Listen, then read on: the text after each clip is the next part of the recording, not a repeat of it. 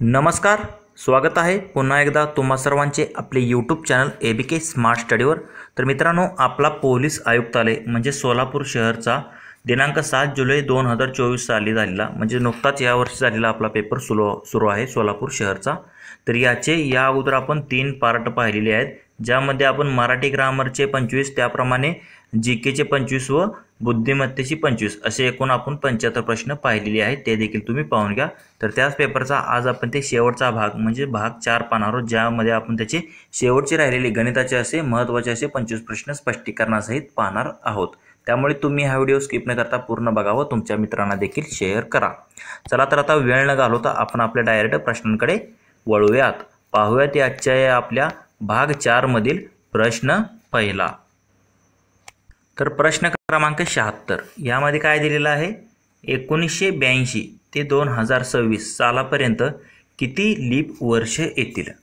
तर आता लीप वर्ष म्हणजे काय असतं, ज्या संख्येला 4 ने भाग जातो अशा जे असतं तर त्याला आपण लीप वर्ष म्हणतो, म्हणजे प्रत्येक 4 वर्षांतर ते येतं।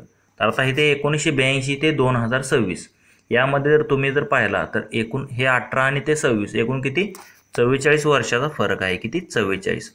आता ह्या 44ला जर तुम्ही 4 ने जर भागलं तर किती येतं, 11 येतं। तर इथे डायरेक्ट तुम्ही म्हणू शकता, पण इथे पहिलं लीप वर्ष कोणतं येणार आहे, 1980 हे लीप वर्ष आहे। त्यानंतर कोणतं येणार आहे, 1984।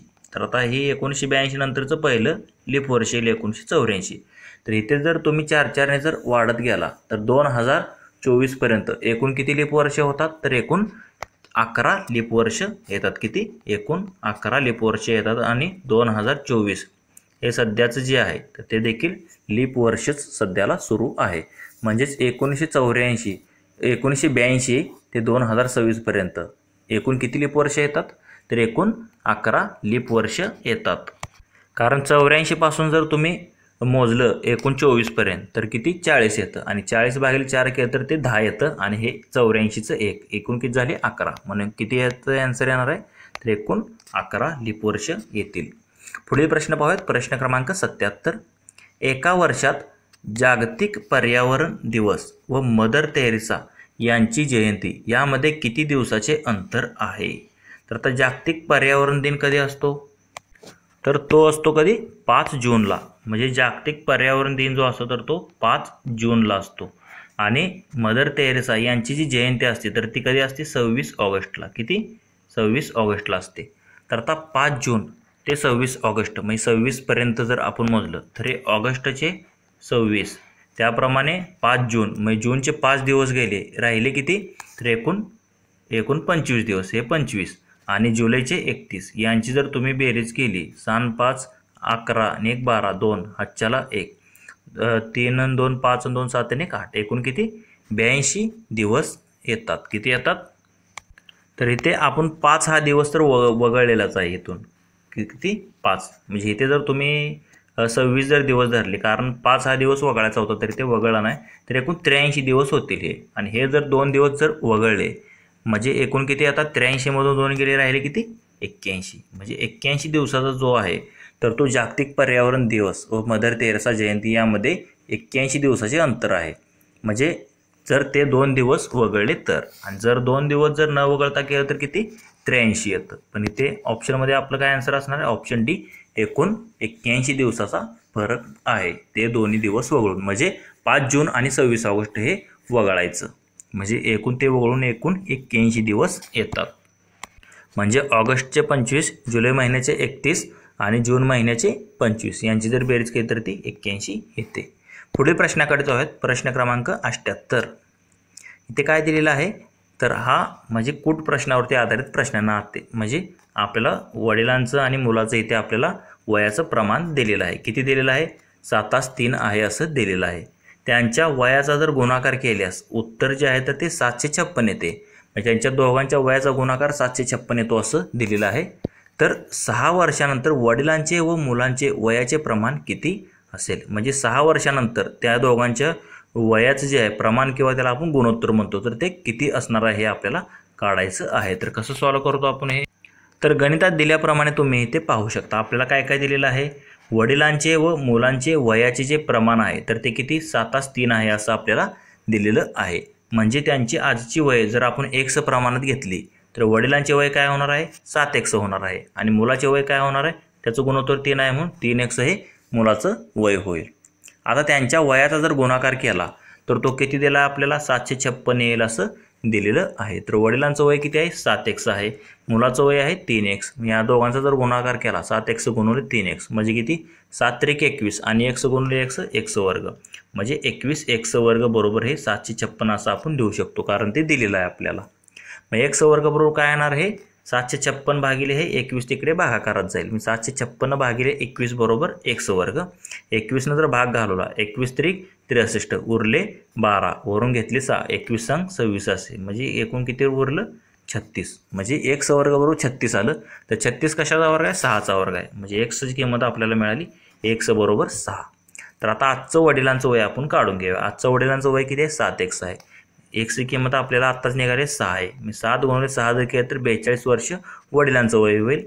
त्याप्रमाणे मुलाचे जर वय केलं 3x म्हणजे 3 गुणिले 6 तर ते किती येतं 6 त्रिक 18 वर्ष येतं। तर हे आजचं वय आलं। आपल्याला काय विचारलंय 6 वर्षानंतर त्यांच्या वयाचे गुणोत्तर काय होईल म्हणजे ह्या दोघांच्या वयामध्ये आपल्याला 6 वर्ष ॲड करावे लागेल। म्हणजे वडिलांचं गुणोत्तर काय वय काय येणार 42 अधिक 6 मुलाचं 18 अधिक 6 आणि यांचं गुणोत्तर काय येणार 42 आणि 6 48 आणि हे 18 अधिक 6 24 24 एके 24 24 दोन्ही 48 म्हणजे 2/1 म्हणजे त्याला आपण काय लिहू शकतो 2:1 म्हणजे हे जे आहे तर ते आजचं जे आहे तर ते वडिलांचं मुलांचं वयाचं प्रमाण येईल 2:1 म्हणजेच तर हे जे प्रमाण आहे तर ते कशामध्ये दिले ऑप्शन सी मध्ये दिलेलं आहे तेच आपलं योग्य आन्सर असेल। पुढील प्रश्न पाहूयात प्रश्न क्रमांक 79। एका मार्गात 3 चौक आहेत म्हणजे एक मार्ग जो आहे त्याला 3 चौक आहेत। प्रत्येक चौकातील सिग्नल जो आहे आता 3 चौकातील सिग्नलचं टायमिंग दिलेलं आहे आपला। प्रत्येक चौकातील सिग्नल प्रत्येकी 48 सेकंद 72 सेकंद व 108 सेकंदात बदलतात। तर या तिन्ही सिग्नल बरोबर 8 वाजून 20 मिनिटांनी एकत्रित बदलले म्हणजे 8 वाजून 20 मिनिटांनी ते सिग्नल म्हणजे एका टायमाला बदलले एकत्र बदलले तर ते पुन्हा एकत्र कधी बदलणार म्हणजे आता किती वेळानंतर पुन्हा ते परत एकाच टायमाला बदलतील असं आपल्याला काढायचं आहे। तर कसं सॉल्व करतो आपण हे तर आता गणितात दिल्याप्रमाणे आपण लिहून घेऊयात काय काय दिलेलं आहे। तर आपल्याला काय दिले 3 चौक दिले आणि 3 चौकातील सिग्नलबद्दल माहिती दिलेली आहे। तर प्रत्येक चौकातील सिग्नल जो आहे तर आता पहिल्या चौकातील सिग्नल 48 सेकंदांनी दुसरा 72 सेकंदांनी व तिसरा 108 सेकंदांनी बदलतो असं आता 3 चौकाचं दिलेलं आहे आपल्याला। जर ते सिग्नल काय म्हणले त्यांनी 8 वाजून 20 मिनिटांनी एकत्र बदलले म्हणजे सुरुवातीला एकत्रच बदलले एका टायमालाच बदलले तिघं तर पुन्हा जे आहेत तर ते एकत्र किती वेळेने परत बदलतील। तर आता जेव्हा असं गणित दिलेलं असतं तेव्हा आपण काय करतो हे जे टायमिंग दिलेलं आहे त्याचा आपण काय करतो लसावी घेतो म्हणजे 42 48 72 आणि 108 यांचा लसावी आपल्याला घ्यावा लागेल। तर आता इथे लसावी तर तुम्हाला आता काढायची ही पद्धत माहीत असेल तर मी डायरेक्ट लसावी यांचा तुम्हाला सांगतो। यांचा लसावी किती येतो 432 सेकंद म्हणजे हा यांचा लसावी येतो। तर हे या लसावी काढण्याची सोपी एक पद्धत काय आहे ह्या तिघांमधली मोठी संख्या घ्यायची तर इथे काय 108 आहे त्याचा म्हणजे मल्टिप्लिकेशन म्हणजे जात जाय त्याचा पाडा म्हणत जायचा 108 दोन्ही 216 216 म्हणजे 108 चौक जर तुम्ही केलं तर 432 येतं। जोपर्यंत ह्या दोन संख्येने त्याच्या पटीत जी संख्या येते मोठ्या संख्येच्या त्याने भाग जात नाही तोपर्यंत त्याचा लसावी तो नसतो। मग 432ला हे 48ने पण जातो 72ने जातो म्हणून त्यांचा लसावी 432 आहे असं शॉर्टने तुम्ही काढू शकता किंवा डायरेक्ट अवयव पाडून सुद्धा तुम्ही काढू शकता लसावी। तर 432 सेकंद हा या तिघांचा लसावी आला। तर आता पुढे काय करतो आपण 432 सेकंद हे आपल्याला आता काय करायचं आहे मिनिटामध्ये कन्व्हर्ट करायचं आहे कारण आपल्याला टायमिंग 8 वाजून 20 मिनिटामध्ये दिले मग 432 सेकंदाला आपण मिनिटामध्ये करण्यासाठी त्याला 60ने भागतो 60ने भागलं तर ते किती येतं 7.2 येतं। आता 0.2 आलं किंवा 6 36 6 7 42 420 सेकंद म्हणजे 7 मिनिट झाले आणि वरचे हे 12 म्हणजे 432 म्हणजे 7 मिनिट 12 सेकंद झाले किंवा हे पॉईंटच्या पुढे जेवढं येतं त्याला आपण 60ने गुणतो 60 दोन्ही 120 आणि एक घर सरकतो म्हणजे काय झालं 12 म्हणजे 7 मिनिट 12 सेकंद जे आहे तर ते आपलं म्हणजे घड्याळ जे आहे म्हणजे तेवढ्या वेळेनंतर ते सिग्नल परत येतील। म्हणजे आता परत ते कधी येणार आहेत तर 8 वाजून 20 मिनिटांनी पडलेले त्यामध्ये 7 मिनिट 12 सेकंद जर ॲड केले तर ते 8 वाजून 27 मिनिट 12 सेकंदांनी परत जे आहे तर ते सिग्नल बदलणार आहेत. तेच आपलं ॲन्सर असेल 8:27 तर 8:27 हे ऑप्शन 1 मध्ये दिलेलं आहे. तेच आपलं योग्य ॲन्सर असणार आहे. पुढील प्रश्न पाहूयात. प्रश्न क्रमांक 80. तर इथे एक आपल्याला 4 संख्या दिलेल्या आहेत. 12, 15, 18 व 27. या चारही अंकांना भाग जाणारी सर्वात मोठी 4 अंकी संख्या कोणती? तर ह्या चारही संख्येने त्या संख्येला भाग गेला पाहिजे. अशी आपल्याला 4 अंकी सर्वात मोठी संख्या इथे आपल्याला शोधायची आहे. म्हणजे 15ने, 18ने, 27 आणि 12. तर इथे जर तुम्ही भाग घालून बघितला तर ऑप्शन 4 मध्ये तुम्हाला दिसत आहे 9720. याला तुम्ही 15ने जरी भाग घालवला तरी जे आहे तर 15ने सुद्धा पूर्ण भाग जातो, 18ने जातो व 27ने देखील जातो आणि 12ने देखील जातो. तर आता इथे जेव्हा तुम्ही भाग जातो तर इथे तुम्हाला कसोट्या माहीत असणं गरजेचं आहे. म्हणजे विभाज्यतेच्या कसोट्या, त्याचा देखील व्हिडिओ आपल्या या यूट्यूब चॅनलवरती आहे, ते देखील तुम्ही पाहून घ्या. तर विभाज्यतेच्या कसोट्यानुसार हे तुम्ही डायरेक्ट काढू शकता. म्हणजे हे आता इथे डायरेक्ट ॲन्सर मी देतोय तुम्हाला 9720. ह्या संख्येला मोठ्यात मोठी आता दिलेल्या पर्यापैकी ही संख्या मोठी आहे. म्हणजे 4 अंकी संख्येला भाग जाणारी कोणती? ह्या चारींनी भाग जाणारी ही 4 अंकी संख्या आहे 9720.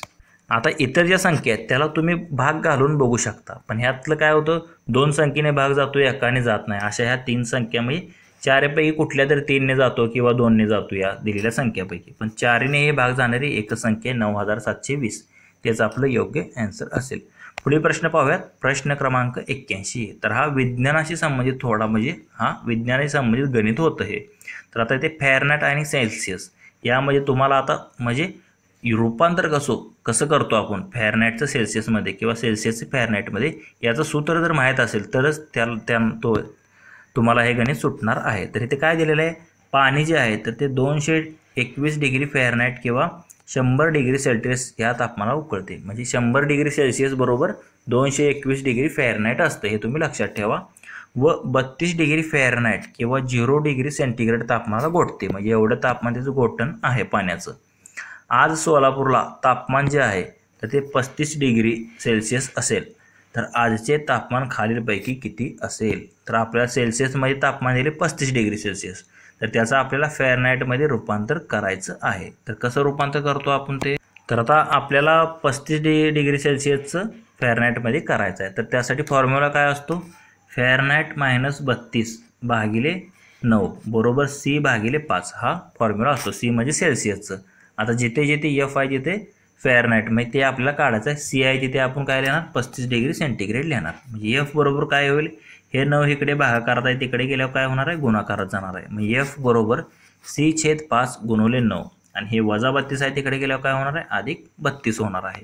म्हणजे इथे Cचं किंमत आता तुम्ही ठेवून टाकायची. Cची दिली आहे आपल्याला 35 डिग्री सेंटीग्रेड म्हणजे भागिले 5 गुणिले 9 + 32. 5 × 5 5 असतं तर 35, 7 × 9 हे 63 आलं आणि हे 32ला 32 म्हणजे 63 + 32 तुम्ही जर केलं तर किती येतं? 95 डिग्री फॅरनहाइट. म्हणजे 35 डिग्री सेंटीग्रेड म्हणजे 95 डिग्री फॅरनहाइट त्याचं ॲन्सर येतं. म्हणजे आपलं ॲन्सर काय असेल तर योग्य? तर ते पर्याय क्रमांक 3 म्हणजे ऑप्शन C मध्ये दिलेलं आहे, तेच आपलं योग्य ॲन्सर असेल 95 डिग्री फॅरनहाइट. पुढील प्रश्न क्रमांक 82. एका उमेदवाराला एका अंकास 25ने गुणाकार करायला सांगितले होते. त्याने चुकून 52ने गुणाकार केला. म्हणजे 25 ऐवजी त्याने उलटं केलं, 52ने गुणाकार केला.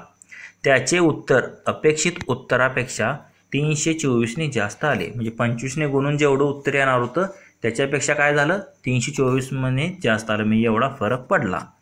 तर उमेदवाराला कोणत्या अंकास गुणाकार करण्यास सांगितले होते? म्हणजे कोणत्या संख्येला त्याला गुणायला सांगितलं होतं आपल्याला हे शोधायचं आहे. तर आता हे असं जेव्हा गणित येतं यासाठी एक शॉर्टमध्ये तुम्हाला मेथडने मी सांगतो. तर इथे काय दिले? 25 आणि इथे 52 दिले. आता एकमेकांच्या उलटं दिलेलं आहे. तर काय करायचं? ह्या दोघांमधला फरक काढायचा. हे 52 मधून 25 गेले, राहिले किती? 27. म्हणजे दोघांमधील फरक जो आहे तर तो किती येतो? 27 येतो. आता जेवढा फरक आला आहे ना, ह्या फरकामुळे काय झालं तर एवढा आपल्या इकडे फरक पडलेला 324चा. मग ह्या 324च्या फरकाला जे आहे ना ह्या 27ने तुम्ही भागायचं. म्हणजे 324 भागिले तुम्ही 27 करा. 27 × 27 उरले 5 वरून घेतले 4, 27 × 2 = 54. म्हणजे किती येतं? 12. म्हणजे हेच तुमचं डायरेक्ट ॲन्सर येतं. तर इथे ऑप्शन एमध्ये दिलेलं आहे. तर हे ते असं कोणतंही गणित येऊ दे, ह्याने गुणण्याऐवजी त्यांनी त्याने गुणलं, म्हणजे उलटं हे कधी फक्त लागू होतं जेव्हा दिलेली संख्येच्या उलटी असेल तर. म्हणजे 25 ऐवजी त्यांनी 52 केले. इथे जर समजा 63 असते आणि इकडे 36 असते तरी पण आपण ही ट्रिक वापरली असती. म्हणजे इथे डायरेक्ट तुम्ही काय करायचं, दोघांचा फरक काढायचा व जेवढं फरक पडलाय त्या फरकाला ह्या फरकाने भागायचं आणि जे काय तुमचा भागाकार येतो ते तुमचं ॲन्सर असतं. म्हणजे ऑप्शन एमध्ये दिले त्याचं आपलं योग्य ॲन्सर असेल 12. पुढील प्रश्न पाहूयात, प्रश्न क्रमांक 13. तर हा देखील म्हणजे हमखास विचारला जाणार आहे असा प्रश्न विचारतात. म्हणजे कोंबड्या किंवा शेळ्यांचे पाय किंवा बकऱ्यांचे पाय असे म्हणजे प्रश्न येतात. तर इथे काय दिलेलं आहे, एक शेतकरी आपल्या शेतामध्ये काही गायी व काही कोंबड्या पाळत असतो. डोक्यांची एकूण संख्या म्हणजे त्या कोंबड्या व बकऱ्या यांच्या डोक्यांची एकूण संख्या किती आहे, 48 व त्यांच्या एकत्रित पायांची एकूण संख्या 140 असेल तर शेतकऱ्याकडे किती कोंबड्या असतील. तर आता 4 पायाच्या प्राण्यांची संख्या किंवा 2 पायाच्या प्राण्यांची संख्या यासाठी काय असतो, एक फॉर्म्युला असतो. तर कसा फॉर्म्युला असतो ते तुम्ही इथे आता पाहू शकता. तर ह्या ट्रिकने तुम्ही काही तुम्हाला विचारू द्या तर ह्या ट्रिकने तुम्ही सोडवू शकता. तर इथे काय दिले आपल्याला, डोक्यांची संख्या दिली आहे तर ती अगोदर लिहून घ्यायची. डोक्यांची संख्या व पायांची संख्या दोघांच्या किती दिलेली आहे. पायांची संख्या दिलेली आहे 140 आणि डोक्यांची संख्या दिलेली आहे 48. तर आता 4 पायाचे प्राणी, आता तिथं कोणताही प्राणी असू दे, वाघ असू दे, सिंह असू दे, हत्ती असू दे किंवा कुत्रा असू दे, तर त्या 4 पायाच्या प्राण्यांची संख्या काढण्यासाठी हे सूत्र आहे. तर 4 पायाचे प्राणी बरोबर काय असतं, पायांची संख्या वजा डोक्यांची दुप्पट भागिले 2 हा फॉर्म्युला असतो 4 पायाच्या प्राण्यांची संख्या काढण्यासाठी. तर ते 4 पायाचा प्राणी कोणता आहे, गाय आहे. मी गायीची संख्या बरोबर काय असणार, पायांची संख्या किती 140 आहे, डोक्यांची दुप्पट, डोके आहेत 48, 48 दोन्ही किती 96, म्हणजे त्याच्यातून ते वजा करायचं आणि भागिले 2 करायचं. म्हणजे 140 मधून 96 गेले, राहिले 44, 44 भागिले हे 2, 2 2 4, 2 2 4 किती आलं 22. म्हणजे 22 जी आहे तर 4 पायाच्या प्राण्यांची संख्या आली. तर आपल्याला काय विचारले, 2 पायाचा प्राणी म्हणजे कोंबड्याची संख्या विचारलेली आहे. आता आपल्याला एकूण प्राणी माहिती आहेत, डोक्यांची संख्या 48 आहे, गायीची संख्या आपल्याला आत्ता जिथे आलेली आहे किती 22. ह्या 48 मधून गायीची संख्या जर वजा केली तर आपल्याला काय मिळणार आहे, कोंबड्यांची संख्या मिळणार आहे. मी कोंबड्याबरोबर काय येणार, 48 वजा गायीची संख्या, म्हणजे 48 मधून हे गायीची संख्या 22 वजा केली तर राहतात किती 26. म्हणजे 26 जे आहे तर ती कोंबड्यांची संख्या असेल, तेच आपलं योग्य ॲन्सर असणार आहे. म्हणजेच तर इथे ऑप्शन डी मध्ये तुम्हाला दिसत आहे. तर कोंबड्यांची संख्या किती असणार आहे, तर ती 26 असणार आहे. पुढील प्रश्न पाहूयात, प्रश्न क्रमांक 84. एका वायरला वर्तुळाकार केल्यास त्याचे त्रिज्या 56 सेंटीमीटर आहे, तर त्याच वायरला चौरस केल्यास त्याचे क्षेत्रफळ किती. तर आता अतिशय चांगला प्रश्न आहे. तर आता एक वायर तुम्हाला दिलेली आहे, त्याची त्रिज्या सुद्धा तुम्हाला दिलेली आहे 56 सेंटीमीटरची, म्हणजे त्रिज्या वायरची. तर आपल्याला काय करायचं आहे, त्या वायरला चौरस आकारात रूपांतर करायचं आहे. माहीत वायरचा आपल्याला काय करावं लागेल, आता त्रिज्या 56 आहे म्हणलं त्याचा आपल्याला व्यास काढावा लागेल आणि त्या वायरचा व्यास बरोबर काय, चौरसाचा व्यास, म्हणजे त्याच्यावरून आपल्याला चौरसाची बाजू काढावी लागेल व चौरसाची बाजू काढल्यानंतर आपल्याला चौरसाचे क्षेत्रफळ काढता येईल. तर आता गणितात दिल्याप्रमाणे आपण घेऊयात. काय काय दिलेलं आहे, वर्तुळाची त्रिज्या आपल्याला दिलेली आहे, किती दिलेली आहे 56 सेंटीमीटर, आणि मग 56 सेंटीमीटर त्रिज्या असेल तर त्याच्या दुप्पट व्यास असतो. व्यास म्हणजे 56 दुनी 112 सेंटीमीटर तुमचा व्यास आला. तर आता वर्तुळाचा परिघ बरोबर काय असतं, पाय डी हे सूत्र असतं. पायची किंमत 22/7 आणि हा डी म्हणजे डायमीटर म्हणजे व्यास किती 112.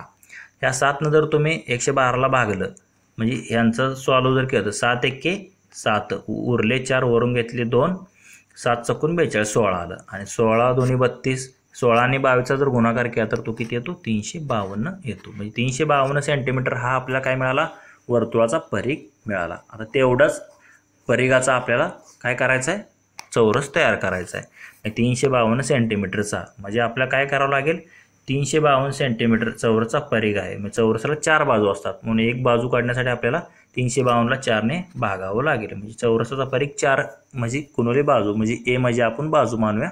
352 बरोबर 4a, हे 4 इकडे भागाकारात जाणार, 352 भागिले 4, 4 1 4, 4 7 8, 4 8 32 उरले 3, 4 8 32 म्हणजे 88 आलं. 88 बरोबर ए म्हणजे चौरसाची त्या बाजू आली. आता बाजू माहिती आहे चौरसाची, तर चौरसाचं क्षेत्रफळ काय असतं बाजूचा वर्ग असतं. म्हणजे वर्तुळाचे क्षेत्रफळ आपल्याला नाही काढायचं इथे, सॉरी थोडं हे झाले, तर इथे चौरसाचे क्षेत्रफळ आपल्याला काढायचं आहे. तर चौरसाचे क्षेत्रफळ बरोबर काय असतं, बाजूचा वर्ग असतं. बाजू काय आहे 88. 88 जर वर्ग तुम्ही केला तर तो किती येतो 7744. आणि कशामध्ये दिले सेंटीमीटरमध्ये, म्हणून सेंटीमीटर वर्ग. 7744 हे त्या वर्तुळाचे क्षेत्रफळ असेल. म्हणजे आपला आन्सर काय असेल तर इथे ऑप्शन सी मध्ये दिसत आहे, तुम्ही पाहू शकता इथे 7744 सेंटीमीटर स्क्वेअर हे काय असलं त्या चौरसाचं क्षेत्रफळ येईल. पुढील प्रश्न क्रमांक 85. वीर आणि आदित्य शाळेतून घरी जाण्यासाठी पायी चालण्यासाठी सुरुवात केली. मी दोघांनी पायी चालत चालले त्यांच्या घराकडे. आदित्याचा वेग होतो प्रति तास 3 किलोमीटर. म्हणजे आदित्याचा वेग दिलेला आहे 3 किलोमीटर प्रति तास. तर वीरचा प्रति तास वेळ जो आहे तर तो 3चे वेग तो 3.75 किलोमीटर प्रति तास होता. म्हणजे वीरचा वेग आहे 3.75 किलोमीटर पर आवर आणि आदित्यचा आहे 3 किलोमीटर प्रति तास. आदित्यपेक्षा वीर 30 मिनिटांनी अगोदर घरी पोहोचला.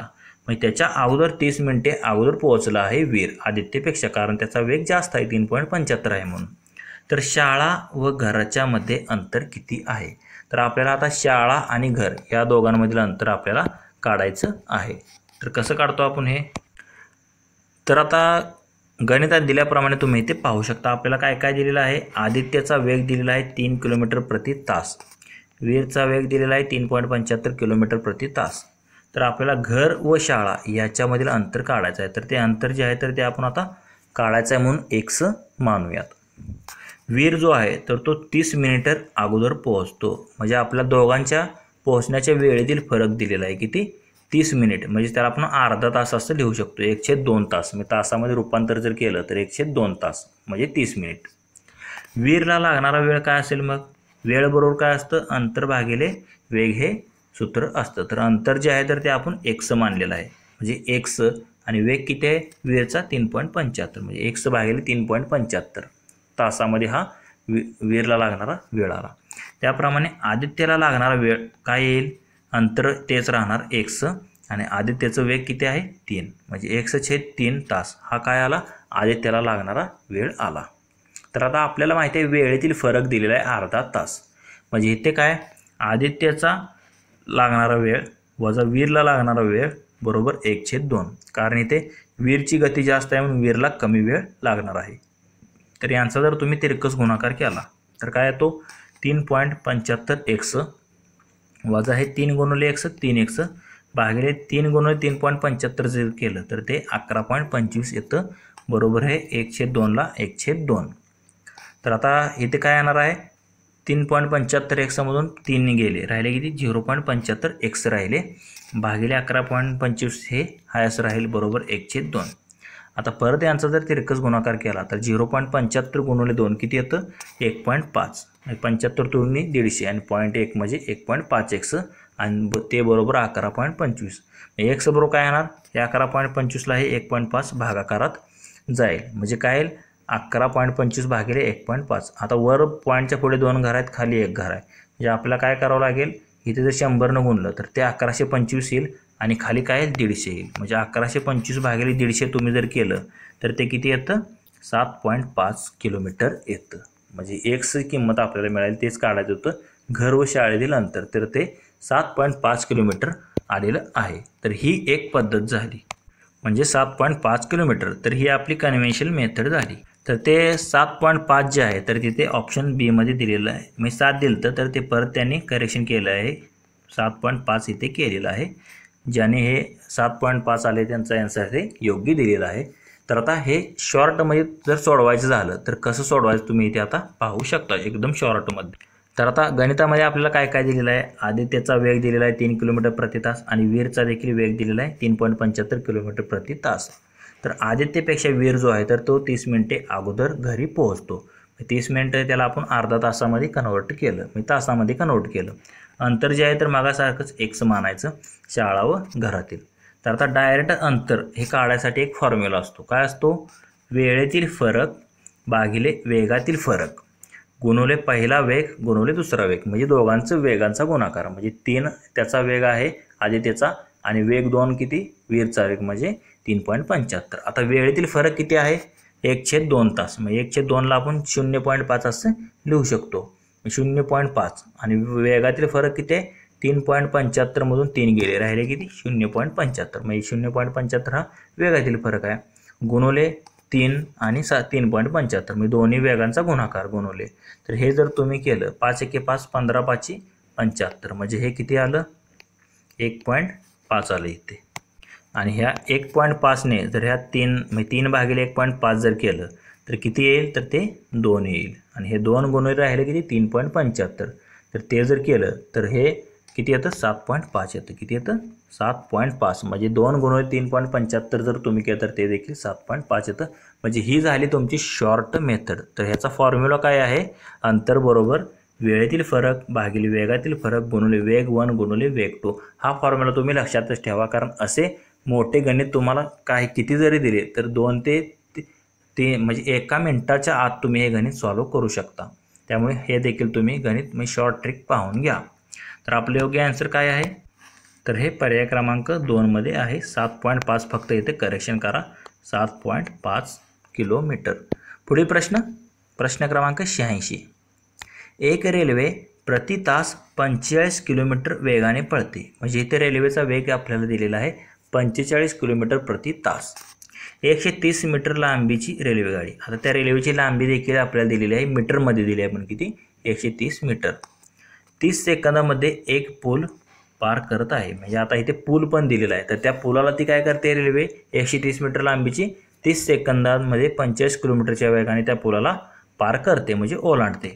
तर त्या पुलाची लांबी किती, तर आपल्याला इथे आता पुलाची लांबी आपल्याला इथे विचारलेली आहे, ते आपल्याला काढायची आहे. तर कसं काढतो आपण हे, तर आता गणितात दिल्याप्रमाणे तुम्ही इथे पाहू शकता. आपल्याला काय काय दिलेलं आहे, रेल्वेचा वेग दिलेला आहे 45 किलोमीटर प्रति तास दिलेला आहे.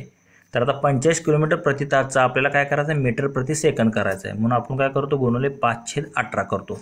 45 गुणवले 5/18 हे मीटर प्रति सेकंदमध्ये आलेलं आहे. तर आहे असंच आपण लिहून घेऊया. तर रेल्वेची लांबी आपल्याला अजून दिलेली आहे किती, 130 मीटर दिली आहे. तर पुलाची लांबी काढायची आहे, म्हणून त्याला आपण x मानूया. पुलाची लांबी x मानू. तर आता एकूण अंतर काय असणार आहे, ह्या रेल्वेची लांबी आणि ह्या पुलाची लांबी, ही रेल्वेची लांबी अधिक पुलाची लांबी हे अंतर असणार आहे. कारण तेवढाच आपल्याला सेकंदमध्ये कालावधी दिलेला आहे. रेल्वे लांबी अधिक पूल लांबी, रेल्वेची लांबी आहे 130, पुलाची लांबी काढायची आहे, मग 130 अधिक x हे काय झालं, आपलं अंतर झालं. तसेच पूल ओलांडण्यासाठी लागणारा आपल्याला वेळ दिलेला आहे 30 सेकंद. म्हणजे 30 सेकंदात ती पूल ओलांडते असं रेल्वे आपल्याला सांगितलेलं आहे. मग अंतर बरोबर काय असतं, वेग गुणवले वेळ हा फॉर्म्युला असतो. तर अंतर आपल्याला माहिती आहे 130 + x, रेल्वेची लांबी अधिक पुलाची लांबी बरोबर वेग किती आहे आत्ताच आपण काढला आहे 45 गुणवले 5/18 मीटर प्रति सेकंद. आणि वेळ किती आहे 30 सेकंद, म्हणून गुणवले 30. तर आता इथे जर तुम्ही जर भागाकार केला 6 × 18, 6 × 5 = 30, पर 3 × 1 = 3, 15 × 3 = 45. म्हणजे किती आलं, 15 × 5 = 75. आणि 75 गुणिले 5 जर केलं तर ते येतं 375. म्हणजे 130 अधिक x बरोबर 375 एवढं आलं आपलं. हे x बरोबर काय होणार, हे 375 मधून हे 130 वजा होणार. म्हणजे x बरोबर 375 वजा 130, यांची जर वजाबाकी केली तर ती किती येते 245. म्हणजे x बरोबर 245 मीटर आलेलं आहे. तर 245 मीटर काय मानलेलं आपण, तर ती पुलाची लांबी मानलेली. हे पुलाची लांबीच आपल्याला काढायची होती, तेच आपलं ॲन्सर असणार आहे 245 मीटर. तर ते जे आहे तर तिथे आपल्या ऑप्शन सी मध्ये दिलेलं आहे 245 मीटर, तेच आपलं योग्य ॲन्सर असेल. पुढील प्रश्न पाहूयात. प्रश्न क्रमांक 87. प्रति तास 3 किलोमीटरचा वेग असणाऱ्या एका नदीत प्रवाहाच्या विरुद्ध 42 मिनिटात 7 किलोमीटर पळणारे नावेचे थांबलेल्या पाण्यातील वेग किती असेल. म्हणजे ह्यामध्ये काय दिलेलं आहे तुम्हाला, प्रति तास 3 किलोमीटर वेग असणारे, म्हणजे नदीचा वेग दिलेला आहे 3 किलोमीटर तुम्हाला, आणि प्रवाहाच्या विरुद्ध एक नाव वाहते, तिचा वेग किती दिलेला आहे 42 मिनिट. मी 7 किलोमीटरला ती 42 मिनिटात पार करते, 42 किलोमीटर, आणि 7 किलोमीटरनं ती जाते. प्रवाहाच्या विरुद्ध दिलेला आहे त्या नावेचा वेग, 42 मिनिटात 7 किलोमीटर पळणारी नाव. तर आपल्याला काय करायचं आहे, तर त्या संत पाण्यातील नावेचा वेग काढायचा आहे. मग ते जर पाणी थांबलं असेल तर त्यात नावेचा वेग किती आपल्याला हे काढायचं आहे. तर कसं काढतो आपण हे? तर आता सुरुवातीला जे काही दिले ते इथे लिहून घ्यायचं आपण. काय काय दिलेलं आहे आपल्याला? नदीच्या पाण्याचा वेग किती दिलेला आहे आपल्याला? 3 किलोमीटर प्रति तास हे नदीच्या पाण्याचा वेग दिलेला आहे, म्हणजे प्रवाहाचा वेग दिलेला आहे. नावेचा वेग प्रवाहाच्या विरुद्ध दिशेने किती दिलेला आहे? 7 किलोमीटर प्रति 42 मिनिटाला. तर आता हे 42 मिनिटं जे आहे तर ते आपल्याला इथे किलोमीटर प्रति आवर दिलेलं आहे. तर हे 42 मिनिटाला जर आवरमध्ये करायचं असेल तर काय करावं लागेल आपल्याला? हे 42ला 60ने भागावं लागेल. परत जर 60 भागाकारमध्ये भागाकारला तर ते वर गुणाकारात जातं. 7/42 गुणुले हे 60 होईल. एवढं काय होणार आहे? तर तो नावेचा प्रवाहाचा विरुद्ध वेग होणार आहे. नावेचा वेग प्रवाहाच्या विरुद्ध जो काय आहे ते येणार आहे. इथे जर आता तुम्ही भाग गावला 7 1 7 7 चौकोन 42 6 1 6 6 10 60 म्हणजे किती आलं? 10 किलोमीटर हे प्रति तासामध्ये आलं. तर आपल्याला हे 7 किलोमीटर प्रति 42 मिनिट दिलं ते आपण काय केलं आता? ते किलोमीटर प्रति तासामध्ये केलं. म्हणजे 10 किलोमीटर प्रति तास हा काय आहे? नावेचा वेग आहे. पण कुठे आहे? प्रवाहाच्या विरुद्ध नावेचा वेग आहे आपला. काय आहे? प्रवाहाच्या विरुद्ध नावेचा वेग किती आला? तर तो 10 किलोमीटर प्रति तास आला. म्हणजे इकडे आता समजा पाणी असं वाहत आहे तर नाव जे आहे तर ते इकडे वाहत आहे. म्हणजे नावेचा वेग किती आहे आपल्याला माहीत नाही, तर तो प्रवाहाच्या विरुद्ध माहिती आहे आपल्याला. इकडे वाहते, इकडे असे नाव वाहते, तिचा वेग माहीत नाही. पण प्रवाहाच्या विरुद्ध वाहत्या धावा किती आहे? तिचा वेग 10 किलोमीटर प्रति तास दिलेला आहे. तर आता प्रवाहाच्या विरुद्धचा वेग आपल्याला माहीत झाला. मग नावेचा प्रवाहाच्या दिशेने वेग काय असणार आहे? तर त्यातून आपल्याला काय करावं लागेल? प्रवाहाचा वेग म्हणजे ॲड करावं लागेल. म्हणजे 10 अधिक काय करावं लागेल? 3 करावं लागेल. म्हणजे 10 अधिक 3 केल्यावर किती येतं? तर ते 13. म्हणजे 13 जे आहे तर त्या नावेचा जो आहे तर तो वेग असणार आहे. आणि पाण्याच्या दिशेने जर गेली नाव, पाण्याचा वेग 3 आहे तर 13 अधिक 3 म्हणजे किती येणार आहे? 16. म्हणजे 16 किलोमीटर प्रति तास. तर पाण्याचा म्हणजे प्रवाहाच्या दिशेने नावेचा वेग किती असणार आहे? नावेचा वेग आपल्याला आला, ॲन्सर आलं आहे आपलं 13. कारण प्रवाहाच्या विरुद्ध दिशेने 10 आहे. त्यातून जर प्रवाहाचा वेग त्यामध्ये ॲड केला, आता हे उलटा असतं ना, प्रवाहाच्या विरुद्ध नाव जाते, त्यामुळे ते मायनस झालं 10मधून 3.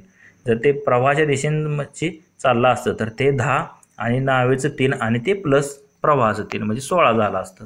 म्हणजे नावेचा वेग आपल्याला मिळालेला आहे 13 आणि प्रवाहाच्या दिशेने जर विचारला असता तर प्लस अजून प्रवाहाचा त्यामध्ये 3 ॲड झाला असतं, म्हणजे 16 झालं असतं ते. पण आपल्याला काय विचारायचं? नावेचा संत पाण्यातील वेग. म्हणजे प्रवाहाचा वेग आपल्याला इथे धरायचा नाही, फक्त नावेचा वेग घ्यायचा आहे. तर तो किती असणार आहे? 10 अधिक 3 म्हणजे 13 किलोमीटर प्रति तास असणार आहे. तेच आपलं योग्य ॲन्सर असेल. तर हा साधा सिंपल प्रश्न होता, काय बऱ्याच मुलांना हा सुटला नव्हता. तर हे 13 किलोमीटर प्रति तास जे आहे तर ते त्याचं योग्य ॲन्सर असेल. तर समजून घ्यायला मुले चुकत होती, तर त्यांना जर समजला असता तर प्रश्न लगेच सोडवता आला असता. काही अवघड नव्हता हा प्रश्न. पुढील प्रश्न पाहूयात. प्रश्न क्रमांक 88. एका मैदानाची लांबी 25 मीटर व रुंदी 16 मीटर आहे. म्हणजे मैदानाची लांबी व रुंदी आपल्याला दिलेली आहे. या मैदानाला 20 सेंटीमीटर लांबीची व 10 सेंटीमीटर रुंदीची फरशी बसवायची आहे. तर आता फरशीची जी आहे तर ती लांबी आणि रुंदी सेंटीमीटरमध्ये दिलेली आहे, हे तुम्ही लक्षात घ्या. तर एका फरशीची किंमत 5 रुपये आहे.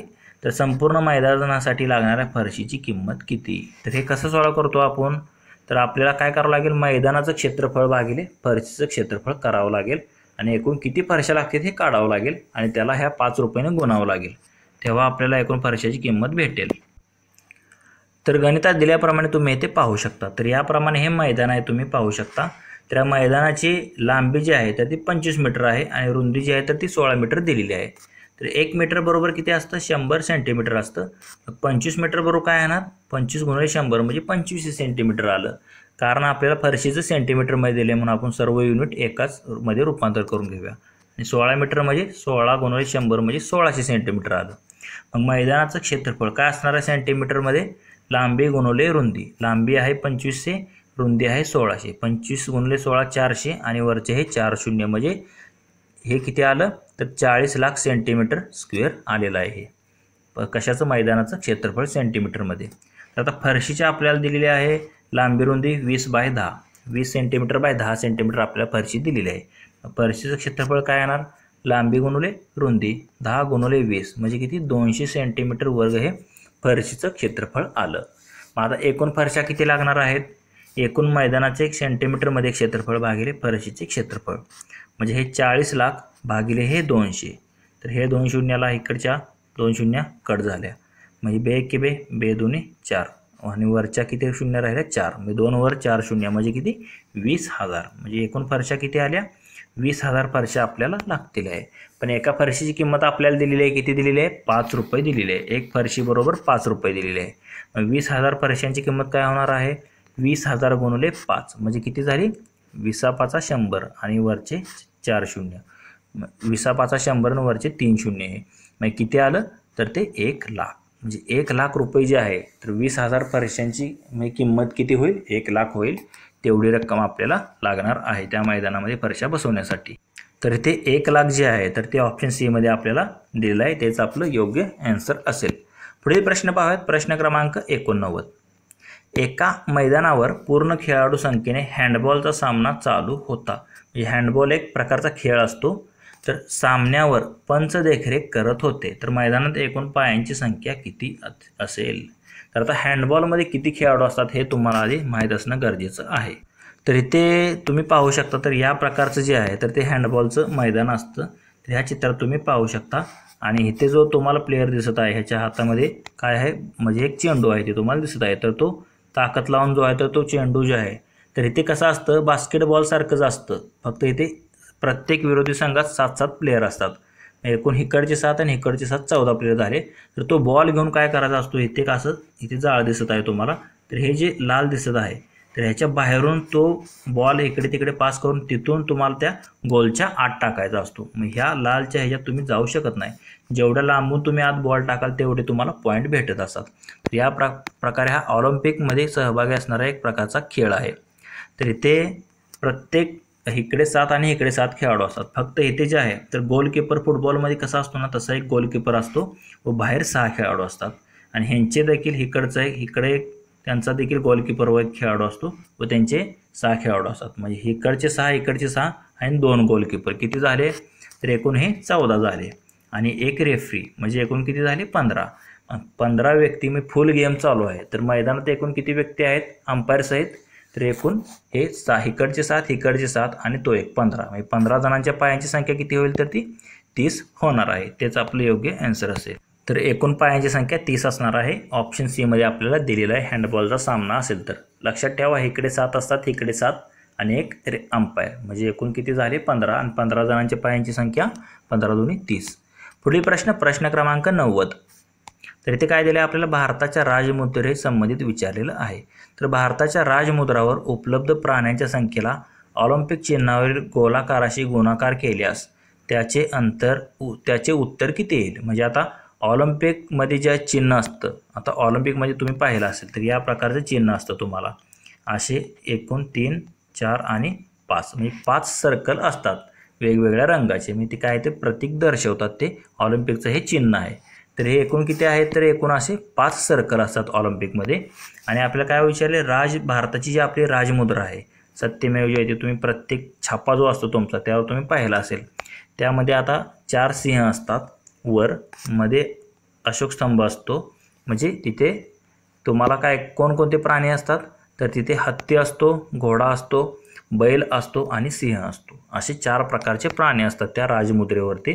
तर हे 4 प्राण्यांची संख्या आपल्याला विचारली. त्या 4 प्राणी आणि चिन्हावरील गोल किती आहेत ऑलिम्पिकमध्ये 5 आहेत.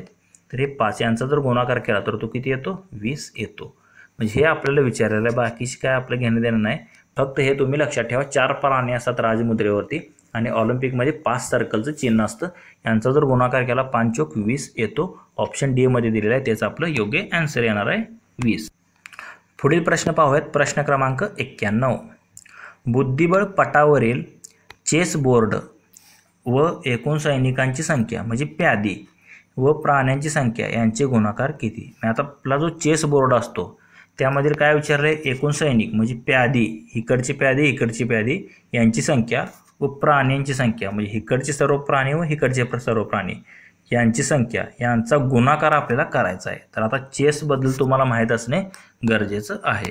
तर आता दिलेल्या चित्रात तुम्ही पाहू शकता तर इथे चेसबद्दल आपल्याला दिलेलं आहे. तर इथे जर तुम्ही पाहिलं तर एकूण 64 घरे असतात आणि एकूण 8 असतात प्रत्येक लाईनमध्ये. तर हे समोरचे जे असतात तर ते काय असतात तर त्याला आपण प्यादे म्हणतो. हे समोरचे प्यादे आहेत म्हणजे सैनिक म्हणतो. प्यादे किती असतात, इकडचे 8 आणि इकडचे पांढरे 8, एकूण किती झाले, हे प्यादे 16 झाले. आता प्राण्यांची संख्या, तर इथे जो असतो त्याला आपण हत्ती म्हणतो, हा घोडा असतो, हा उंट, आणि इकडे उजव्या साईडला पण असतो हत्ती, घोडा, उंट. म्हणजे इकडचे 6 प्राणी आणि तिकडचे पण 6 प्राणी येणार. मग 6 आणि 6 किती झाले, 12 झाले. मग इकडचे 6 प्राणी आणि तिकडचे 6 प्राणी, एकूण 12 प्राणी झाले. म्हणजे हे 16 सैनिक आणि हे 12 प्राणी यांचा आपल्याला गुणाकार विचारलेला आहे. 12 संग 72, हातचे आले 7, 12 एके 12 आणि 7 19, किती आला, 192. म्हणजे 192 जे आहे तर तो बुद्धिबळाच्या पट्टावरील प्याद्यांची संख्या म्हणजे सैनिकांची संख्या व प्राण्यांची संख्या यांचा गुणाकार दर्शवतात. किती, हे प्यादे 16 आणि एकूण प्राणी 12, म्हणजे 16 गुणिले 12 जर केलं तर ते किती येतं, 192. तेच आपलं योग्य आन्सर असेल. तर इथे 192 जे आहे तर ते ऑप्शन 1 मध्ये आपल्याला दिलेलं आहे, त्याचं आपलं योग्य आन्सर असेल. तर ऑप्शन 1 192 तेच आपलं योग्य आन्सर राहील. तर पुढील प्रश्न काय आहे, प्रश्न क्रमांक 92. काय दिलेलं आहे, 1.26 मीटर व्यासाचे एक वर्तुळ 500 वेळा फिरल्यास किती अंतर कापेल. म्हणजे आता इथे आपल्याला जे वर्तुळ आहे त्याचा आपल्याला इथे व्यास दिलेला आहे. म्हणजे व्यास दिलेला आहे की ते आपल्याला इथे 1.26 मीटर दिलेलं आहे. तर ते वर्तुळ 500 वेळेस असं गोल फिरवलं तर ते किती अंतर कापेल. तर आता ते किती अंतर कापेल हे काढण्यासाठी आपल्याला सुरुवातीला त्या वर्तुळाचा परिघ माहीत असणं गरजेचं आहे. कारण जेवढा परिघ होईल तेवढं ते एका राऊंडमध्ये तेवढं फिरणार. तर 500 राऊंडमध्ये फिरण्यासाठी त्याला आपल्याला 500ने गुणावे लागेल. तर आता गणितामध्ये आपल्याला काय दिलेलं आहे, व्यास दिलेला आहे 1.26 मीटरचा दिलेला आहे. मग परिघ काय असतो, पाय डी, म्हणजे पाय गुणवले व्यास. तर आता पायची किंमत काय असते, 22/7 आणि व्यास किती दिला आहे, 1.26. तर आता 22/7 गुणवले 1.26, मग आता किती आपल्याला 500 फेऱ्या करायच्यात. म्हणजे एक फेरीत एवढं झालं. तर 500 फेरीमध्ये 22/7 गुणवले 1.26 गुणले आपल्याला 500 करावं लागेल. तर आता हे जर सॉल्व जर तुम्ही केलं तर ते किती येतं, तर ते 1979.2 येतं. मग त्यालाच आपण अप्रॉक्सिमेटली किती घेऊ शकतो, 1980. म्हणजे 1980 जे आहे तर तेवढं जे आहे तर ते अंतर कापणार आहे चाक. तर 1980 मीटर जे आहे तर ते ऑप्शन बी मध्ये दिलेलं आहे. म्हणजे 1.26 मीटरचं वर्तुळ असेल व्यासचं तर ते 500 वेळा फिरवल्यास 1980 मीटर एवढं अंतर कापेल. पुढील प्रश्न, प्रश्न क्रमांक 93. 200 पासून 400 पर्यंत 4 हा अंक फक्त एकदाच येणाऱ्या अशा संख्या किती आहेत. तर 200 पासून 400 पर्यंत आपल्याला विचारलेलं आहे. तर 1 ते 100 मध्ये तुम्ही जर पाहिलं तर 4 हा अंक येणाऱ्या संख्या किती असतात, 20 असतात. पण आपल्याला काय म्हटलेलं आहे इथे, 4 हा अंक एकदाच आला पाहिजे. आता 1 ते 100 मध्ये 44 येतं, म्हणून हीच संख्या फक्त जर वगळली तर किती राहतात, 19. म्हणजे 19 वेळेस जे आहे तर ते 4 येतं. किती, 1 ते 100 मध्ये. तर आपल्याला काय विचारले, 200 ते 400 पर्यंत. आता इथे जर तुम्ही पाहिलं तर 200 ते 300 किती वेळेस येणार, कारण हे मधलं 344 आपल्याला 244 कट करावं लागेल, म्हणजे ते डबल येतं, म्हणून हे 19 वेळेस आलं. परत 300 ते 400 पर्यंत हे 19. पण आता इथे एक जास्त येणार आहे, कारण हे 400 मधले एक 4 येणार आहे. इथे मागच्या ह्याच्यात 300 होतं, 200 होतं, त्यामुळे आलेलं नव्हतं. तर हे एक येणार, म्हणजे 19 आणि 19 38 आणि 38 आणि किती होतात, 39. म्हणजे 39 जे आहे तर 4 हा अंक फक्त एकदाच येणाऱ्या संख्या किती आहेत 200 ते 400 पर्यंत, तर त्या आहेत 39. म्हणजेच ऑप्शन डी जे आहे तर ते आपलं योग्य आन्सर असेल. पुढील प्रश्न, प्रश्न क्रमांक 94. तर इथे काय दिलेलं आहे आपल्याला, रोहित, विराट व सूर्यकुमार यांनी मिळून 228 धावा केल्या. जर विराटने सूर्यकुमारपेक्षा 12 धावा जास्त केल्या व सूर्यकुमारने रोहितपेक्षा 9 धावा कमी केल्या असतील तर रोहितने किती धावा केल्या. तर आता इथे काय करायचं, रोहितने जेवढ्या धावा केल्या तर त्या आपण सुरुवातीला x मानून घ्यायच्या. तर इथे आपण मानलेलं आहे, समजा रोहितने x धावा केल्या हे आपण मानलं. तर आता सूर्यकुमारने किती केलेले आहेत, रोहितपेक्षा 9 धावा कमी केलेल्या आहेत. म्हणजे काय येणार त्याची धावसंख्या, रोहितची धावसंख्या x आहे -9, कारण त्याने 9 धावा कमी केलेल्या आहेत रोहितपेक्षा. व विराटने काय केलेलं आहे, सूर्यापेक्षा 22 धावा जास्त केल्या आहेत. म्हणजे सूर्यकुमारपेक्षा 22 धावा ज्या आहेत तर ते विराटने 12 धावा ज्या आहेत तर ती जास्त केलेल्या आहेत. मग आता सूर्यकुमारची धावसंख्या किती आहे, x - 9 आणि विराटची काय येणार, अधिक त्यामध्ये 12 होणार, कारण 12 जास्त केले आहेत त्याच्यापेक्षा. म्हणजे x - 9 अधिक 12 म्हणजे 12 मधून 9 गेले राहिले किती, 3. म्हणजे काय आलं x अधिक 3 म्हणजे x अधिक 3 ही कोणाची विराटची धावसंख्या आली. तर आपल्याला काय काय दिले ते तिघांनी मिळून केलेली धावसंख्या दिलेली आहे. तिघांनी मिळून किती केलेली आहे तर त्या 228 धावसंख्या तिघांनी मिळून केलेली आहे. किती 228. तर आता तिघांची धावसंख्येची बेरीज आपल्याला माहिती आहे. रोहितची धावसंख्या x अधिक सूर्याची धावसंख्या x - 9 अधिक विराटची धावसंख्या x अधिक 3 यांची बेरीज किती येणार आहे 228 कारण तिघांच्या धावसंख्येची बेरीज दिलेली आहे. तर हे x किती झालं 3x आणि हे 9 - 9 अधिक 3 ह्यामधून 9 मधून 3 गेले राहिले किती 6 म्हणजे 3x - 6 बरोबर हे 228 आलं. तर इथे वजा आहे 3x - 6 बरोबर 228. तर हे -6 तिकडे गेल्यावर काय होणार आहे अधिक 6 होणार आहे. 3x बरोबर 228 अधिक 6 3x बरोबर काय होईल 228 आणि 6 234 होईल. मग आता हे 3 हे x ला गुणाकारात आहे तिकडे गेल्यावर ते 234 ला भागाकारात जाईल म्हणजे x बरोबर काय येईल 234 भागिले 3 3 1 3 3 7 21 उरले 2 वरून घेतले 4 3 8 24 किती आलं 78 आलं. x बरोबर आपल्याला किती मिळालेलं आहे 78. x हे कोणाची धावसंख्या मांडलेली आपण रोहितची मांडलेली होती तेच आपल्याला काढायचं होतं. तर रोहितने किती 78 धावा त्या मॅचमध्ये बनवल्या आहेत आणि विराटच्या x अधिक 3 म्हणजे विराटच्या किती असतील 81 असतील त्याच्यापेक्षा आणि सूर्याच्या किती त्याच्यापेक्षा 9 जास्त म्हणजे 9 कमी म्हणजे 69 ही सूर्यकुमारची धावसंख्या असेल. तर इथे रोहितची विचारलेली ती आली 78. तर 78 हे आपल्याला पर्याय क्रमांक 1 मध्येच दिलेला आहे. रोहितने किती धावा केल्या होत्या तर त्या 78 केल्या होत्या. पुढील प्रश्न पाहूयात प्रश्न क्रमांक 95. तर काय दिले इथे एका व्यक्तीने त्याचे 2000 रुपयाचे कर्ज 4 हप्त्यात परत केले व प्रत्येक हप्त्यात त्या आधीच्या हप्त्यापेक्षा 50 रुपये जास्त दिले तर त्याचा दुसरा हप्ता किती रुपयांचा होता. म्हणजे एकूण त्याने किती रुपयाचं कर्ज फेडले 2000 रुपयाचं कर्ज फेडले किती 4 हप्त्यात त्याने परत केलेले आहेत. तर प्रत्येक हप्ता जो होता तर तो म्हणजे पहिला हप्ता समजा जर त्याचा 50 असेल तर दुसरा हप्ता त्याच्यापेक्षा 50 ने जास्त म्हणजे 100 याप्रमाणे त्यांनी 4 हप्ते भरले व 2000 रुपये फेडलेले आहेत.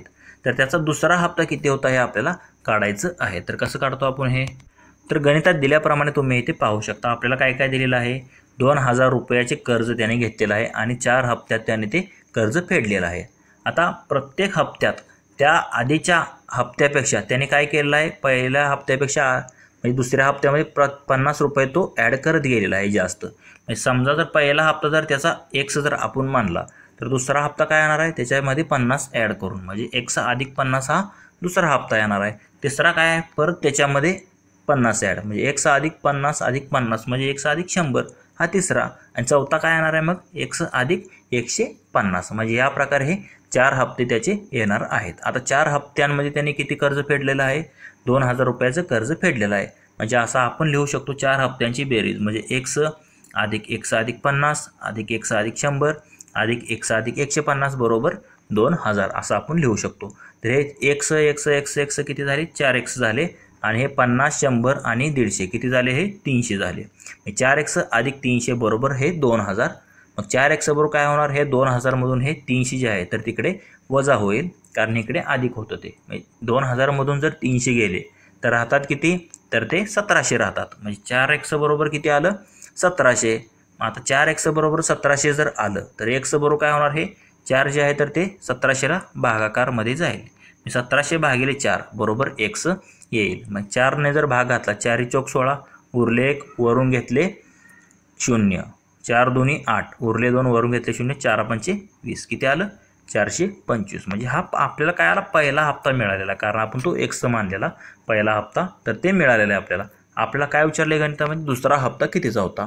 दुसरा हप्ता किती आहे x अधिक 50 म्हणजे 425 हे x अधिक 50 म्हणजे किती झालं 475. म्हणजे दुसरा हप्ता त्याचा कितीचा असणार आहे तर तो 475 रुपयाचा असणार आहे. हेच आपलं योग्य आन्सर असेल. तर 475 हे कशामध्ये दिले तर ऑप्शन सी मध्ये दिलेलं आहे तेच आपलं योग्य आन्सर आहे. पुढील प्रश्न क्रमांक 96. एका 200 मीटर धावण्याच्या स्पर्धेमध्ये प्रांजलीने दीपालीला 35 मीटर अंतराने व 7 सेकंद वेळाने हरवले. म्हणजे प्रांजलीने दीपालीला हरवलेला आहे. म्हणजे प्रांजलीचा वेग इथे जास्त आहे आपल्याला इथे कळत आहे. तर प्रांजलीने घेतलेला वेळ किती म्हणजे प्रांजलीला ते अंतर कापण्यासाठी किती वेळ लागेल आपल्याला काढायचा आहे. तर 200 मीटर धावण्याची स्पर्धा आहे तर यामध्ये दीपालीला प्रांजलीने 35 मीटर व 7 सेकंदांनी हरवलेलं आहे. तर आता इथे काय करायचं, गणितात जे जे काय दिले ते लिहून घ्यायचं. तर का आपली स्पर्धा कितीची आहे त्या दोघींची, 200 मीटर धावण्याच्या शर्यतीत काय केलेलं आहे, प्रांजलीने जे आहे तर ते दीपालीला 35 मीटर अंतर राखून व 7 सेकंद वेळाने जे आहे तर ते हरवलेलं आहे. आता प्रांजलीला जर 200 मीटरसाठी लागणारा वेळ किती असेल, मग 200 मीटर अंतर कापण्यासाठी प्रांजलीला जेवढा वेळ लागला असेल तेवढा 35 मीटरने तिला हरवले. मग ती तेवढ्या वेळात किती मीटर पडले असेल दीपाली, तर ती 200 वजा 35 म्हणजे दीपालीने 165 मीटर अंतर कापलेलं. मग तिला जेवढा 165 मीटर अंतर कापायला वेळ लागला तेवढा प्रांजलीला 200 मीटरमध्ये तिनं अंतर कापलेलं आहे. कारण ती 35 मीटर अंतर अगोदर आलेली आहे आणि 7 सेकंदांनी तिने हरवलेला आहे दीपालीला. म्हणून तिचा जो 200 मीटरला लागणारा वेळ आहे तोच दीपालीचा 165 मीटरला लागणारा वेळ असेल. मग दीपालीचा वेग काय असणार आहे, 35 मीटर प्रति 7 सेकंद. कारण 35 मीटर तिचं अंतर राहिलेलं आहे आणि कितीने ती मागं पडले, 7 सेकंदाने मागं पडले. 35 भागिले 7 केलं तर की 7 5 35 म्हणजे 5 मीटर प्रति सेकंद हा कोणाचा वेग आलेला आहे, दीपालीचा वेग आलेला आहे. मग दीपालीला लागणारा वेळ किती येणार आहे, एकूण अंतर किती आहे, 200 आहे. 200 भागिले हे 5 किती आलं, 5 1 5 5 1 20 किती आलं, 40 सेकंद. म्हणजे ते 200 मीटर अंतर जे आहे तर ते दीपालीला कापण्यासाठी किती वेळ लागेल, 165 मीटर तिला कापण्यासाठी जेवढा वेळ लागतो तेवढा प्रांजलीला लागतो 200 मीटर कापण्यासाठी. पण इथे दीपालीला एकूण जर 200 मीटर अंतर कापायचं असेल तर तिला 440 सेकंद एवढा वेळ लागणार आहे दीपालीला. मग प्रांजलीला लागणारा वेळ किती असणार आहे, दीपालीपेक्षा ती 7 सेकंद अगोदर पोचलेली आहे. प्रांजलीला लागलेला वेळ 40 सेकंद आणि दीपालीला तिच्यापेक्षा 7 सेकंद म्हणजे अगोदर. म्हणजे त्यातून जर 7 जर वजा केले तर राहतात किती, 33 सेकंद. म्हणजे 33 सेकंद जे आहे किंवा हे 165 मीटरचा वेळ जो आहे तिचं वेग किती आहे, 5 मीटर प्रति सेकंद. म्हणजे 165 भागिले 5 जरी तुम्ही केलं तर किती येतं, 33 सेकंद येतं. म्हणजे दीपालीचा 165 मीटरचा जेवढा वेळ आहे तोच काय आहे, प्रांजलीचा 200 मीटरचा वेळ असं देखील तुम्ही काढू शकता. 165 भागिले 5 जरी केलं किंवा हे 200 भागिले तुम्ही 5 करून त्यातून 7 जर परत वजा केलं तरी 33च ॲन्सर येईल. म्हणजे प्रांजलीचा वेग म्हणजे प्रांजलीला 200 मीटर अंतर धावण्यासाठी किती वेळ लागला असेल तर तो 33 सेकंद लागलेला असेल. तेच आपलं योग्य ॲन्सर असणार आहे. तर 33 सेकंद जे आहे तर ते ऑप्शन सी मध्ये आपल्याला दिलेलं आहे, तेच आपलं योग्य ॲन्सर असेल. तर आता इथे फक्त एवढंच लक्षात ठेवा की 35 मीटर अंतराने प्रांजलीने तिला हरवलेलं आहे. म्हणजे ऑब्वियसली इथे प्रांजलीला जो आहे तर दीपालीपेक्षा कमीच वेळ लागणार आहे. त्यामुळे हे 40 सेकंद आलतं आपलं कोणाचं, तर ते दीपालीचं आलतं आणि 33 सेकंद जे आहे तर ते प्रांजलीला वेळ लागेल. पुढील प्रश्न पाहूयात. प्रश्न क्रमांक 97. घड्याळात एका दिवसात दोन्ही काटे सरळ रेषेत किती वेळा येतात.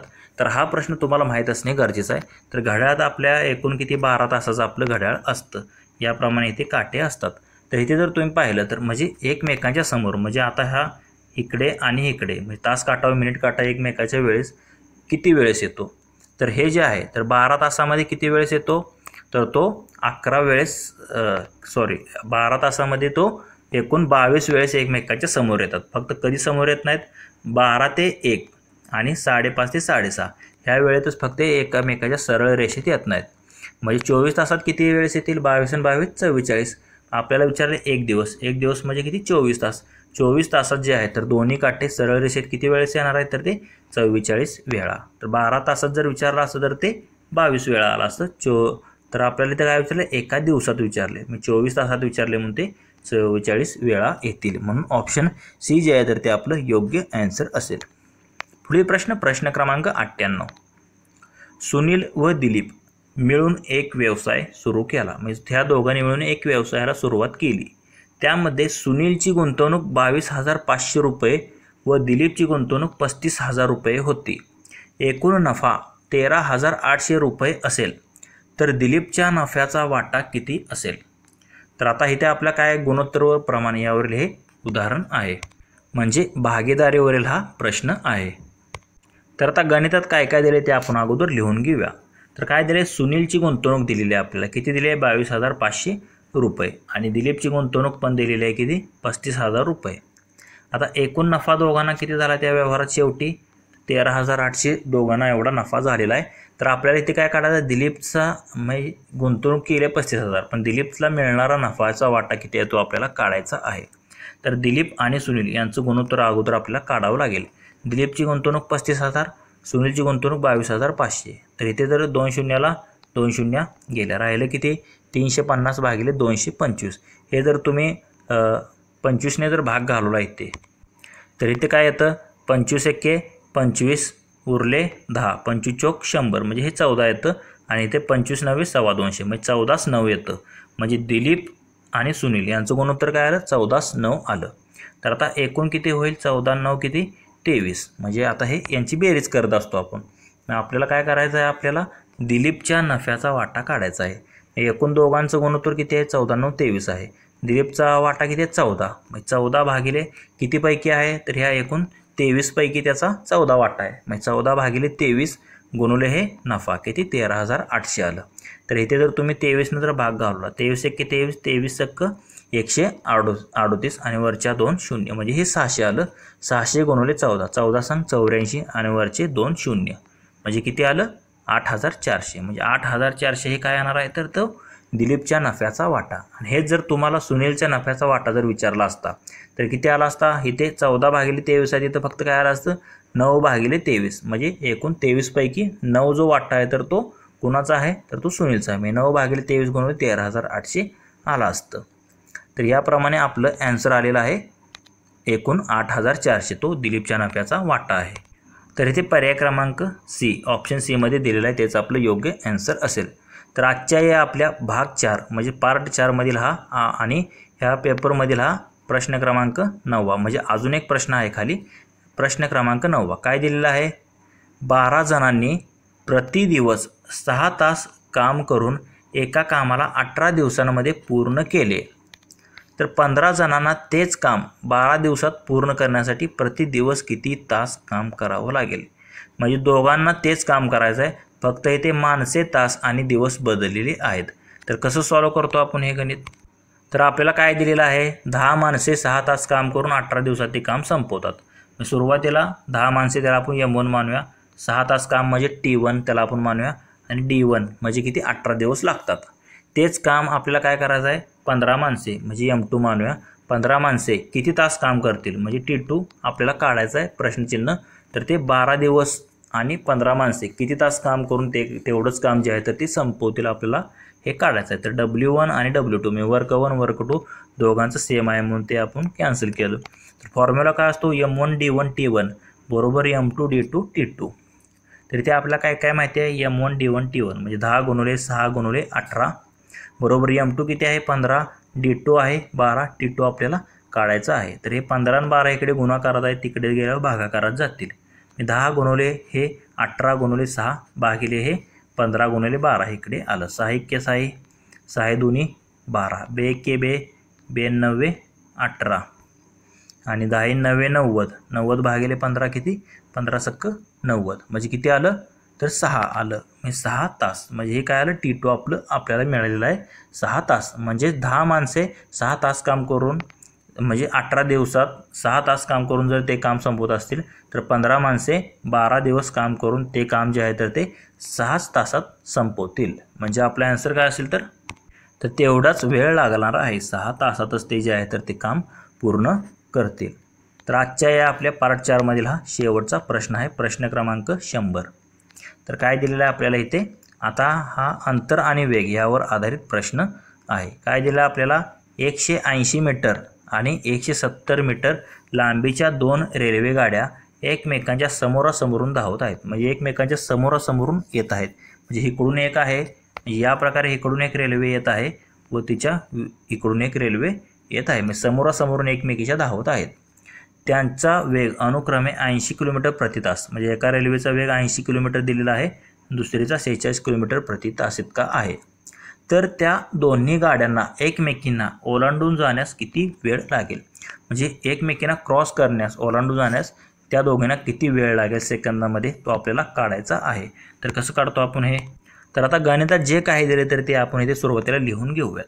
तर ट्रेन 1 म्हणजे पहिल्या रेल्वेची लांबी किती 180 मीटर दिलेली आहे आणि पहिल्या रेल्वेचा वेग जो आहे तर तो 80 किलोमीटर प्रति तास दिलेला आहे.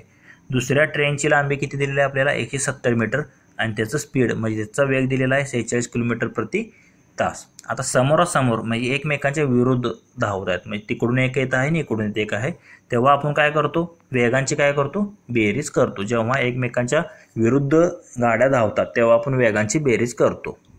म्हणजे वेळ बरोबर आपला फॉर्म्युला काय असतो, अंतर भागिले वेग. आता एकूण अंतर काय होणार आहे, त्या दोन ट्रेनच्या लांबीची बेरीज, हेच काय असणार आहे तर ते एकूण अंतर असणार आहे. म्हणजे T1 + T2 हे दोन्ही गाड्यांचं अंतर, म्हणजे दोन्ही गाड्यांची लांबी म्हणजे हेच अंतर असणार आहे T1 + T2. आणि वेग काय असणार आहे, दोन्ही वेगांची बेरीज करणार आहे कारण त्या एकमेकांच्या विरुद्ध जात आहेत. जर त्या एकाच दिशेने धावत असत्या तर आपण इथे वेगांची वजाबाकी केली असती, पण त्या एकमेकांच्या समोरून धावत आहेत म्हणून हे वेगांची बेरीज करतो आपण. म्हणजे हे T1 + T2 म्हणजे 180 ही जी लांबी आणि दुसऱ्या ट्रेनची 170 भागिले वेगाची बेरीज म्हणजे 80 + 46. ह्या दोघांची जर बेरीज केली तर आता हे 80 + 46 कशामध्ये आहे तर ते किलोमीटर प्रति तास आहे. त्याला मीटर पर सेकंद करण्यासाठी त्याला आपण 5/18 इथे गुणलेलं आहे. आता हे 18 जे आहे तर ते वर जाणार, म्हणजे ह्या दोघांची बेरीज जर केली 180 + 170 ही 350 आली. हे 18 वर गेले म्हणजे गुणुले 18, खाली काय 80 आणि 46 126 आणि गुणुले हे 5ला गुणुले 5 खाली राहील, कारण 5/18 होतो, वर गेल्यावर काय 18/5 होणार. तर आता इथे 18 × 18 18 × 7 126 असे, 7 × 5 35 आलं हे, आणि वर 350 आहे, 35 × 10 350. म्हणजे वेळ किती आला, 10 सेकंद आला. म्हणजे 10 सेकंद जो वेळ आहे तर त्या दोन्ही ट्रेनना एकमेकांस ओलांडण्यासाठी 10 सेकंदाचा वेळ लागेल, तेच आपलं ॲन्सर असेल. म्हणजेच तर कशामध्ये दिलेलं आहे 10 सेकंद, तर इथे ऑप्शन 1 मध्ये दिलेलं आहे 10 सेकंद. म्हणजे त्या दोन्ही गाड्यांना एकमेकींना ओलांडून जाण्यास 10 सेकंद इतका कालावधी लागणार आहे. तर आपला जो सोलापूर शहर पोलीस शिपाई भरतीचा 2022-23 झालेला जो पेपर होता तर तो आज आपण इथे, म्हणजे 2022-23 सालची जी भरती होती त्याचा जो पेपर दिनांक होता तो 7 जुलै 2024 होता. तर त्याचा आज आपण ते भाग 4 संपूर्ण जो प्रश्न होते गणिताचे एकदम स्पष्टीकरणासहित पाहिलेले आहेत. जर तुम्हाला या प्रश्नांमध्ये कोणती शंका वाटत असेल तर कमेंट करून नक्की सांगा. तसेच हा जर व्हिडिओ आवडला असेल तर लाईक करा व तुमच्या मित्रांना देखील शेअर करा. व असेच जर नवनवीन व्हिडिओ तुम्हाला हवे असतील तर आपले YouTube channel ABK smart study subscribe करा व समोरील बेल आयकॉनवर प्रेस करा. धन्यवाद मित्रांनो. जय हिंद, जय महाराष्ट्र.